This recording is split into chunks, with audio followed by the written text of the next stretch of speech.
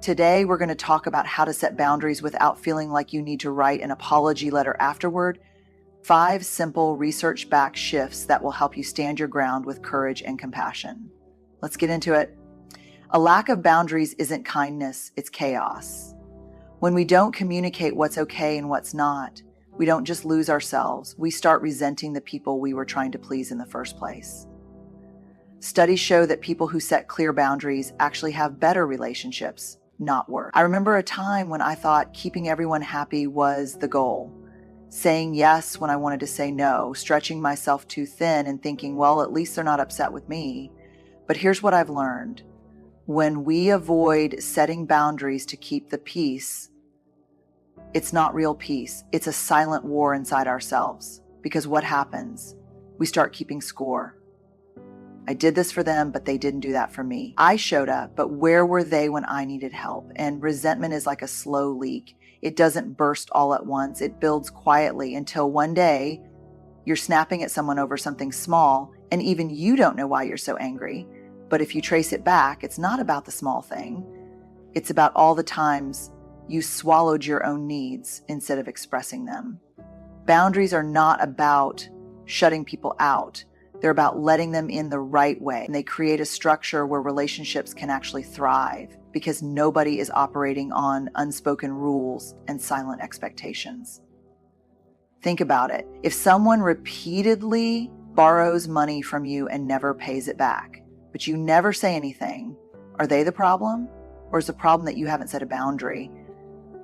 We teach people how to treat us, and when we don't, they learn that they can take without giving. Now, I know what you might be thinking, but I don't want to hurt their feelings. I don't want to be rude. Let's clear something up. Boundaries are not mean. Boundaries are clear. And clear is kind. Imagine you're in a relationship, friendship, romantic, family, doesn't matter. And you feel like the other person is taking more than they're giving. Maybe they call only when they need something. Maybe they expect you to drop everything for them, but when you need support, they're nowhere to be found. You start to feel drained, but instead of addressing it, you smile through it. You keep saying yes. You keep showing up until one day you just stop picking up their calls. You start ghosting them, withdrawing, avoiding. Why? Because unclear boundaries create messy endings. Instead of having an honest, clear conversation early on, we bottle it up until we explode, or worse, disappear. But what if early on you had said, hey, I love being here for you, but I need our friendship to feel balanced. I can't always be the one holding space. Or I want to help, but I also need to take care of myself. I can't drop everything, but I can support you in this way. That conversation might feel uncomfortable for a moment, but it would save you from months or years of resentment. And I'll tell you something, people who truly care about you want to know your boundaries. People who get upset when you set them, they were benefiting from you having none. Now, I'm not saying this is easy. Most of us weren't raised to set boundaries. We were raised to be polite, agreeable, accommodating. But here's the truth. You can be kind and have boundaries at the same time. In fact, real kindness requires them. Because real kindness comes from a place of authenticity, not obligation. So the next time you feel yourself saying yes out of guilt instead of choice, I want you to pause and ask yourself, am I doing this because I want to, or because I'm afraid of the reaction if I don't? And if the answer is fear, that's your sign that a boundary is needed. Because the relationships that truly matter, they can handle your honesty. That twinge of guilt you feel when you say no, that's not a sign you're doing something wrong. It's a sign you're doing something new. Breaking the habit of over-accommodating feels uncomfortable at first, but discomfort is the price of growth. For so many of us, guilt is the automatic response to setting a boundary. We say no to an event, and suddenly we're picturing the disappointment on their face. We don't answer a call because we're overwhelmed, and immediately the guilt creeps in. What if they needed me? What if they think I don't care? It feels heavy, like we've done something wrong. But here's the truth. Guilt doesn't always mean you're doing something bad. Sometimes it just means you're doing something different. Most of us were raised to be good, to be helpful, to be agreeable, to meet other people's expectations. And when we've spent years maybe decades, prioritizing what other people need over what we need, setting boundaries will feel unnatural at first. It's like putting on a new pair of shoes, uncomfortable, stiff, maybe even painful. But that's not a sign to stop wearing them. It's a sign to keep walking until they fit. There's actually research behind this. Studies show that people pleasers experience more guilt when they set boundaries, not because they're doing anything wrong, but because they have a stronger emotional response to potential disapproval. That's just how our brains have been wired. We've trained ourselves to believe that being liked is more important than being honest about our limits. But let's pause here for a second. Think about someone you deeply respect, someone who knows their worth, who doesn't overextend themselves just to keep people happy. Do you resent them for their boundaries? Probably not. In fact, you likely admire them for it. So why do we think people will be upset when we do the same? It's because guilt is sneaky. It disguises itself as kindness when really it's just fear in a nice outfit. Fear of rejection, fear of disappointing people, fear that if we say no, we'll lose our place in their lives. But let's talk about that for a moment. If someone only values you when you say yes to everything, is that real connection or is that convenience? Here's a hard but necessary truth. The people who genuinely care about you will respect your boundaries. The people who don't, they were benefiting from you having none. I once worked with someone who constantly expected me to be available. Middle of dinner with my family, they'd call. Weekend, another email, and I'd answer every time. Why? Because I felt guilty if I didn't. I told myself they need me. They're counting on me. But what I was really doing was teaching them that my time wasn't my own, that they could have access to me whenever they wanted, and I would never say no. The first time I set a boundary, I felt sick. I drafted and deleted the email 5 times. I finally sent it.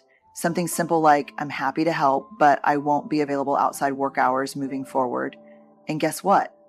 The world didn't end. They adjusted. And the guilt, it didn't last nearly as long as I thought it would. That's the thing. Guilt is temporary, but resentment, that builds. If we don't let ourselves feel the short-term discomfort of guilt, we end up trading it for the long-term weight of exhaustion, frustration, and burnout. So the next time you feel guilty for setting a boundary, I want you to stop and ask yourself, am I feeling guilty because I did something wrong? Or am I feeling guilty because I did something different? And if the answer is different, then keep going. Because the people who truly love you, they don't want your guilt. They want you fully, wholly, and unapologetically yourself. We all have that one person in our life who keeps pushing past our limits. But here's the hard truth. If they keep doing it, it's because we've allowed it. Boundaries are not demands. They are statements of what we will and won't accept. When we enforce them consistently, the right people will respect them and the wrong people will reveal themselves. This is one of those things that's tough to admit because no one wants to feel like they've played a role in their own exhaustion. But the reality is, people learn how to treat us based on what we tolerate. If we repeatedly let something slide, we send a silent message, this is okay with me. And when we finally hit our breaking point, the people around us are often confused because from their perspective, nothing seemed wrong. I've seen this play out in so many ways. A friend who always asks for favors but never returns them. A family member who makes hurtful comments and laughs it off. A boss who expects you to work late without asking if you have the capacity. And the first time it happens, we think that was frustrating, but maybe they didn't realize. The second time, we feel a little annoyed. By the 10th time, we're exhausted and resentful. But instead of setting a boundary, we keep hoping they'll just figure it out, except that's not how it works. Because people don't change when we suffer in silence. They change when we make it clear what is and isn't okay. Now, let me be clear. This doesn't mean we blame ourselves for other people's behavior. Someone crossing a line is their choice. But reinforcing that line, that's ours. And I know what some of you are thinking, but what if they get upset? What if they don't like my boundary? Well, let me ask you this. Why is their comfort more important than your well-being? Some people will push back.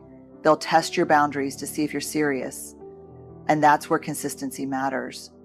Because a boundary that isn't enforced isn't a boundary, it's just a suggestion.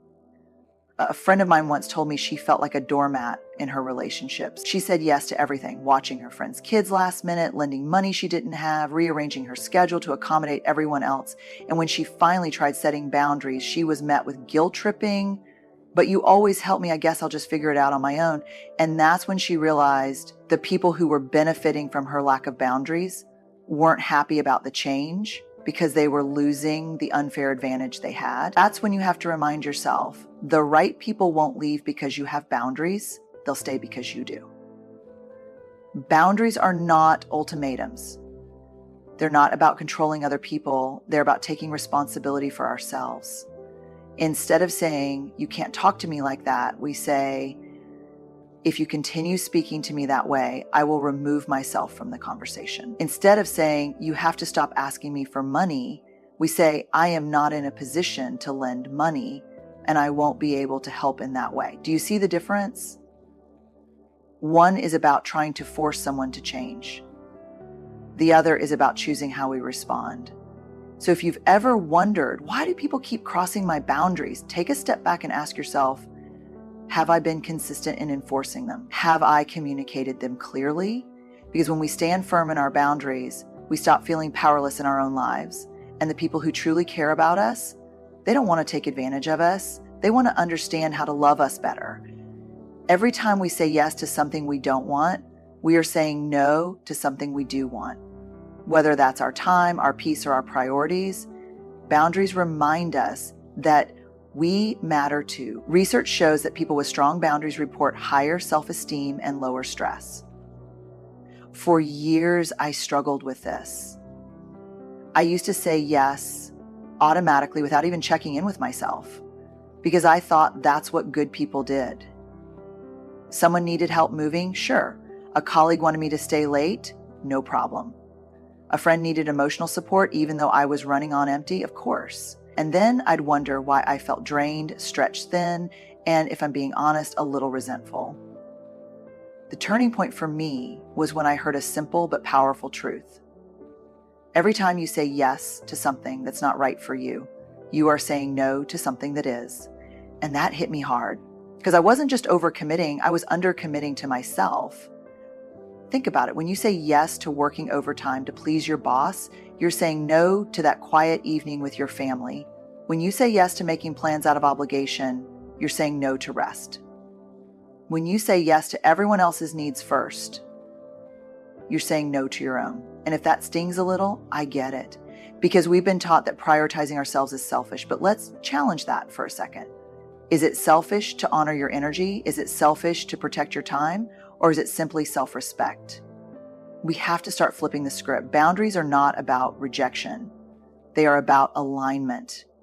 They help us make decisions that reflect our values instead of reacting to what everyone else wants from us. And here's what's interesting. People who set strong boundaries aren't just happier. They actually have deeper, more fulfilling relationships. Because when we show up from a place of wholeness instead of exhaustion, we connect in a way that is real and sustainable. I worked with someone once who constantly said yes to everything. Extra projects, extra favors, always bending to accommodate others. People praised her for being so dedicated, but behind the scenes, she was miserable, stressed, overworked, and losing sight of the things that actually mattered to her. When she finally started setting boundaries, declining projects that weren't hers to take on, leaving the office on time, she felt guilty at first. But then something amazing happened. The respect she thought she'd lose, she gained it. And the exhaustion she thought was just part of life, it disappeared. That's what happens when we realize that a no to others can be the most important yes to ourselves. But I won't lie to you. It takes practice. The first time you set a boundary, you might second guess yourself. The first time you say no without an excuse, you might feel a little queasy. But with each decision, you're teaching yourself that you are worthy of your own time and energy. And the people who truly care about you, they'll respect that too. So the next time you feel that pull to say yes when you really want to say no, ask yourself, what am I giving up by agreeing to this? Because your time and energy are not unlimited. And the way you spend them should reflect what actually matters to you. Not everyone will like your boundaries, and that's okay. The goal is not to be liked by everyone. The goal is to live in a way that aligns with your values. People who truly respect you will adjust. Those who don't, they were benefiting from you having none. This is the part that trips so many of us up. We finally muster the courage to set a boundary, maybe with a friend who always expects us to drop everything, or a family member who pushes past our comfort zone. And instead of understanding, they push back. Maybe they roll their eyes. Maybe they guilt trip us. Maybe they say something like, "Wow, you've changed." And suddenly, that wave of doubt comes crashing in. We think, did I do something wrong? Am I being too harsh? Should I just let it go? But let's pause here. Because you've changed is not an insult. It's proof of growth. People who are used to us being endlessly available, endlessly accommodating, and endlessly self-sacrificing are not going to celebrate when that changes. They're going to feel inconvenienced. And that's not a reflection of your worth. That's a reflection of their expectations. When we set boundaries, we disrupt the unspoken contracts we've had with people. The ones where we've always been the reliable one, the easygoing one, the one who never says no. And when that changes, some people will adjust and some people will resist. I had a friend once who was used to me always saying yes. Yes to last-minute plans, yes to favors, yes to rearranging my schedule when it suited them. And the first time I said, I can't do that, the reaction wasn't great. I got the disappointed sigh, I guess I'll just figure it out then. It stung. But in that moment, I had to remind myself, just because someone is disappointed doesn't mean I did something wrong. Discomfort does not equal wrongdoing. And this is where a lot of us struggle, because we think that if our boundary makes someone uncomfortable, we need to fix it. But here's the thing, the only people who get truly angry about your boundaries are the ones who benefited from you having none. The people who respect you, they'll adjust. Maybe not immediately, maybe not perfectly, but they will adjust.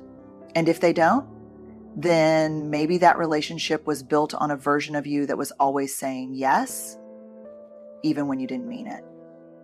I know this is hard. I know that for some of us, boundaries feel like a risk because what if they leave? What if they stop calling? What if they decide we're no longer worth their time? But let's flip that for a second. If someone walks away because you've set a boundary that protects your well-being, were they ever really valuing you, or were they valuing what they could get from you? Boundaries don't push away real connection, they strengthen it.